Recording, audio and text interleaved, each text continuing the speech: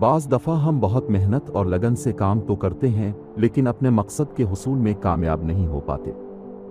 اس کی ایک بڑی وجہ یہ بھی ہوتی ہے کہ ہم جب کسی کام کا ارادہ کرتے ہیں تو اس کو پایہ تکمیل تک پہنچانے کے لیے کوئی باقاعدہ منصوبہ بندی نہیں کرتے، جبکہ کوئی بھی منزل باقاعدہ منصوبہ بندی کے بغیر حاصل کرنا مشکل ہے۔ اگر ہم شہد بننے کے عمل پر غور کریں تو یہ بات ہم بخوبی سمجھ سکتے ہیں۔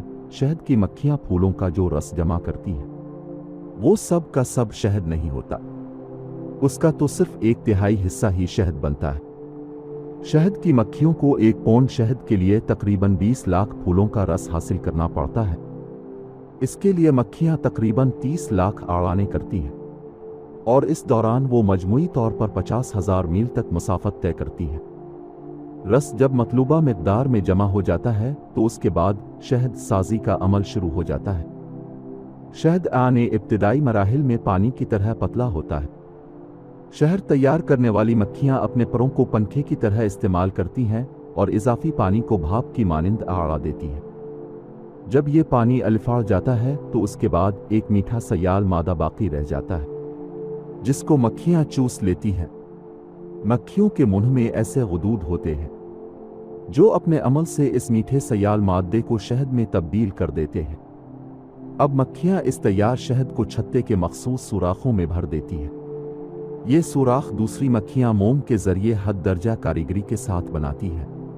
مکھیاں شہد کو ان سوراخوں میں بھر کر اہتمام کے ساتھ محفوظ کر دیتی ہیں تاکہ آئندہ وہ انسانوں کے کام آ سکے۔ اس طرح کے بے شمار اہتمام ہیں جو شہد کی تیاری میں کیے جاتے ہیں۔ خدا ایسا کر سکتا تھا کہ طلسماتی طور پر اچانک شہد پیدا کر دیتا، پانی کی طرح شہد کا چشمہ بہا دے، مگر اس نے ایسا نہیں کیا۔ خدا ہر قسم کی قدرت کے باوجود شہد کو اسباب کے ایک کامل نظام کے تحت تیار کرتا ہے تاکہ انسان سیکھے، وہ جان سکے کہ خدا نے دنیا کا نظام کس ڈھنگ پر بنایا ہے اور کن قوانین اور آداب کی پیروی کرنا ضروری ہے تاکہ انسان خدا کی تخلیق کردہ اس دنیا میں کامیاب ہو سکے۔ شہد کی مکھی جس طرح عمل کرتی ہے وہ ایک جامع منصوبہ بندی ہے۔ یہی اصول انسان کے لیے بھی ہے۔ انسان بھی اس وقت ہی کوئی بامعنی کامیابی حاصل کر سکتا ہے جب وہ ایک جامع منصوبہ بندی کے تحت اپنے مقصد تک پہنچنے کی کوشش کرے۔ منظم اور منصوبہ بند عمل ہی اس دنیا میں کامیابی حاصل کرنے کا واحد یقینی طریقہ ہے، شہد کی مکھی کے لیے بھی اور انسان کے لیے بھی۔ تو دوستو، اس دنیا میں کامیاب ہونے کے لیے ہمیں بھی قدرت کے اس قانون کے تحت ہی چلنا پڑے گا۔